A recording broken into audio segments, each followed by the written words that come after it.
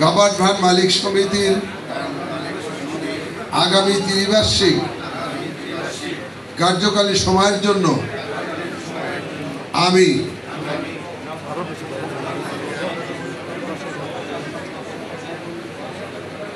পদে নবনির্বাচিত প্রতিনিধি হিসেবে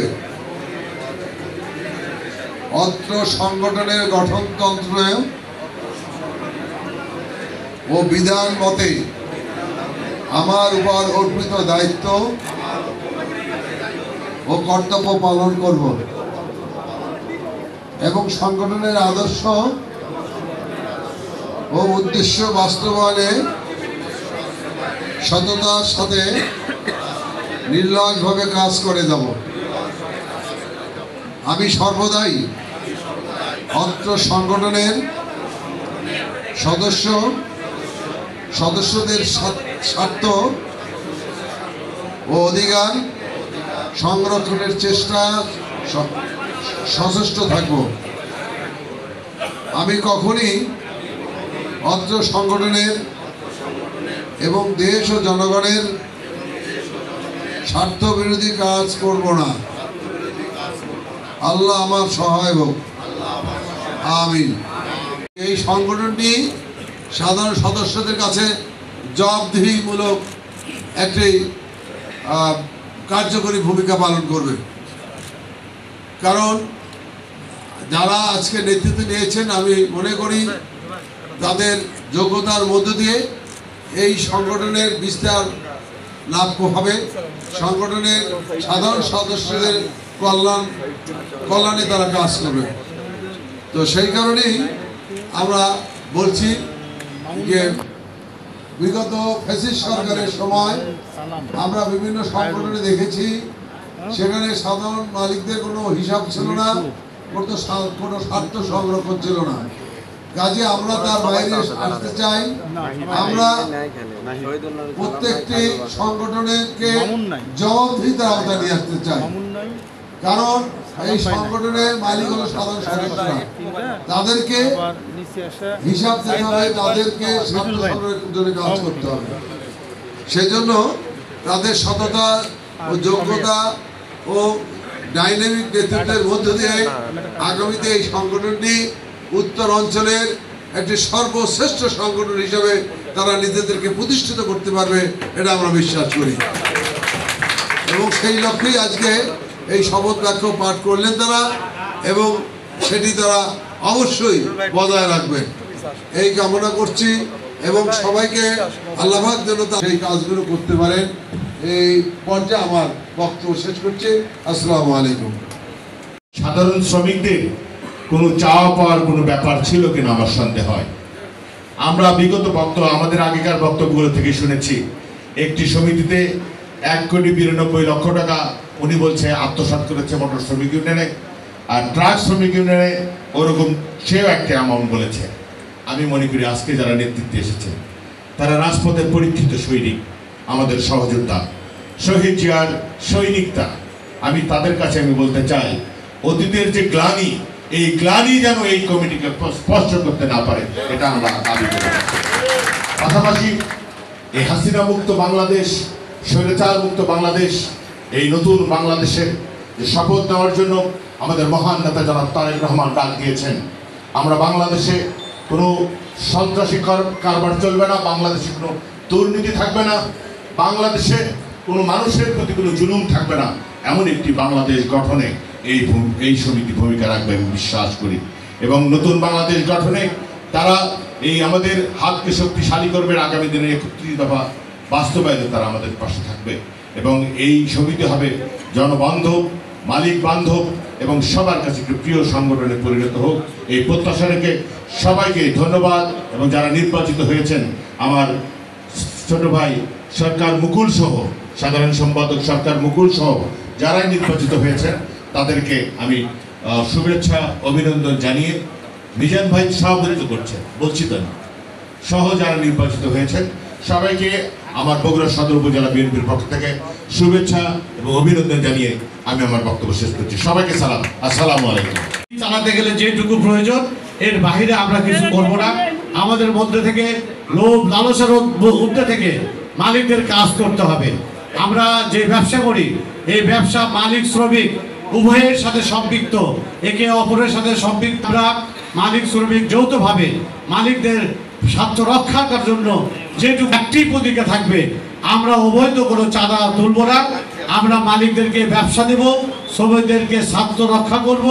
বিভিন্ন জায়গায় শ্রমিকরা নির্যাতিত হয়, যেমন একটা ট্রাক বা বাস অ্যাক্সিডেন্ট করলে এমন একটি ধারা দিয়েছে এখন, যে ধারা এখন জামিনযোগ্য না।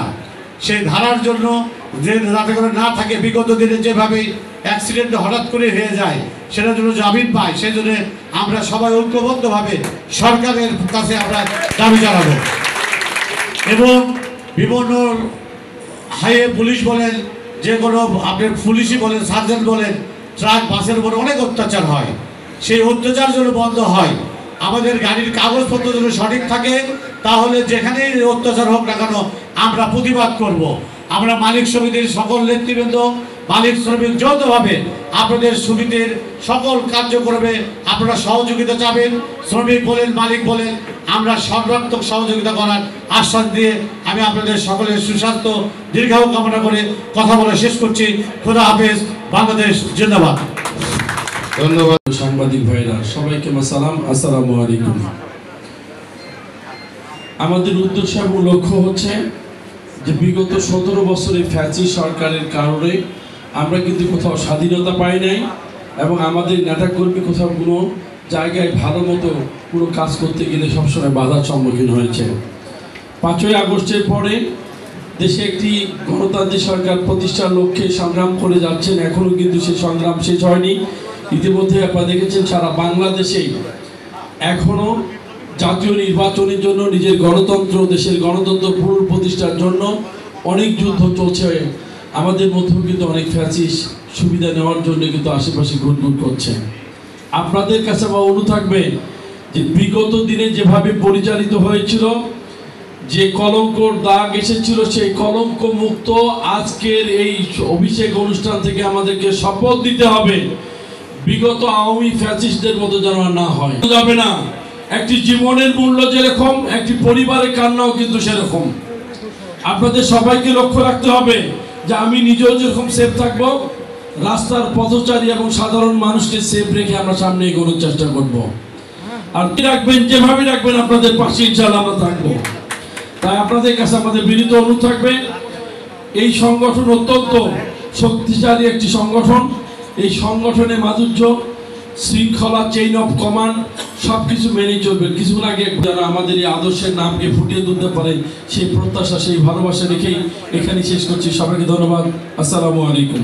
যেন আমি আমার দায়িত্ব মালিক ভাইদের সেবায় নিয়োজিত থাকতে পারি ইনশাআল্লাহ। সবাই দোয়া করবেন ইনশাআল্লাহ। বাংলাদেশে যেন হতে পারে, এটা আমরা সবাই চাবো। আমরা তার জন্য উৎফুল্লের সাথে কাজ করবো। সেই জেলা বিএনপির সম্মানিত সভাপতি, পুস্তক প্রকাশক মালিক সমিতির সারা বাংলাদেশের মহাসচিব আমার বড় ভাই শ্রদ্ধেয় রেজাউল করিম বাদশা ভাই, এবং আজকে গর্বে আমার বুকটা ভরে গেছে।